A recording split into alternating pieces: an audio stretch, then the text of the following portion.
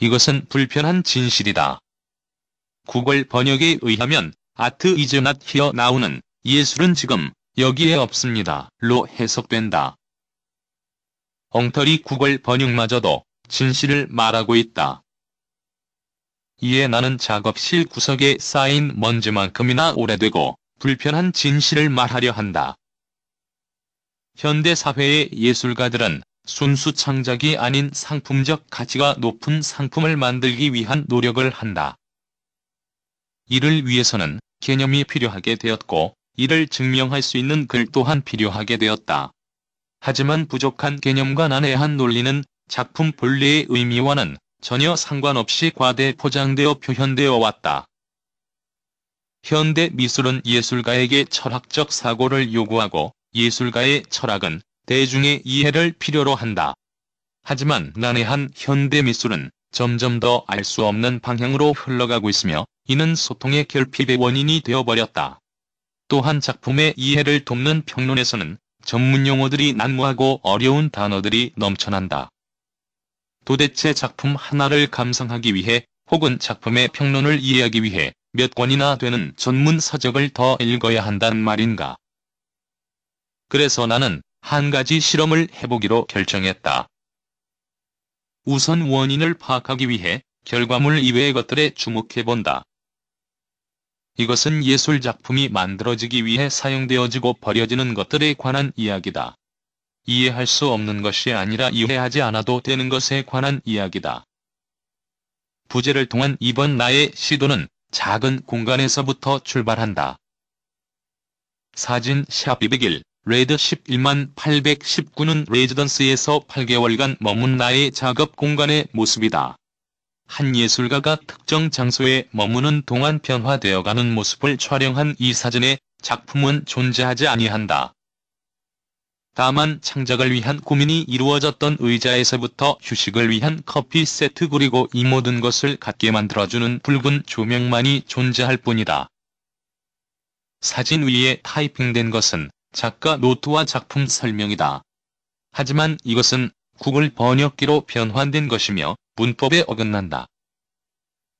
그 결과 그 의미조차 알 수 없게 되어버렸다. 예술 작품이 만들어지는 공간과 예술가 그리고 작업을 위한 도구는 존재하지만 이곳에 예술은 없다. 단지 저 문장들처럼 의미를 알 수 없는 난해함만이 존재할 뿐이다. 나는 더 극단적으로 망가져보기로 결심했다. 나의 이러한 사고들은 Art is not here now라는 중간 과정을 거치게 된다.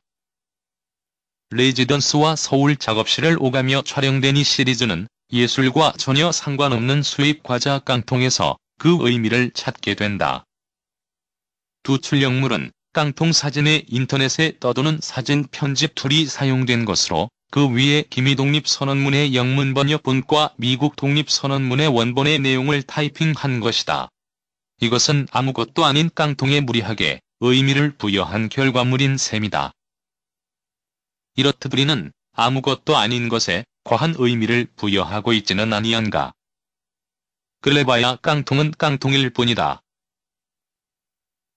에피소딕 메모리 시리즈는 The worst loneliness is not to be comfortable with yourself라는 문구와 함께 200여 장의 사진들로 이루어진다.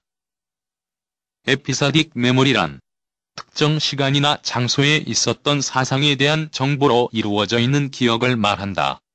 말 그대로 특정 시간 동안 머문 곳에 대한 나의 기억이다.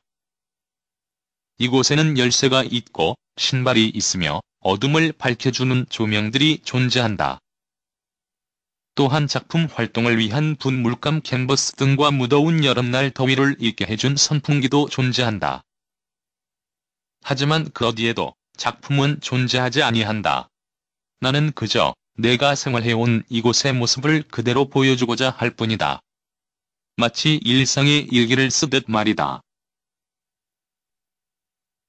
이 전구는 검다. 하지만 여기에는 한 가지 비밀이 숨겨져 있다. 밤이 되고 전구에 불이 들어오면 방은 온통 붉은색으로 물든다. 우리는 겉모습만 보며 전구는 검다고 생각할 것이다. 하지만 저 조명은 분명 붉은 조명이다. 이렇듯 본질과 의미는 보는 이의 시선에 따라 달라질 수 있다. 마지막으로 개인용 비아프 애시드 인 제켜는 줄자의 이미지의 제천에서 익산으로 가는 기차 시간표를 타이핑한 출력물이다. 이 또한 구글 번역기로 제천에서 익산 가는 법을 번역한 내용이며 본래의 의미와는 전혀 다른 의미의 제목이 탄생했다. 제천에서 익산까지 가는 기차 시간을 통해 시간을 재는 것과 줄자를 통해 거리를 재는 것의 의미를 합성한 것이다.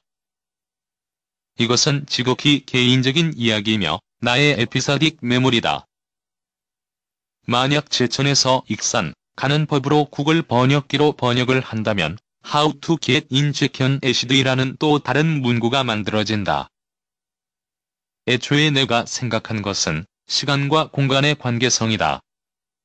하지만 구글 번역기의 잘못된 번역으로 인해 본래의 의미가 왜곡되었으며 띄어쓰기 한 번으로 전혀 다른 의미가 만들어졌다.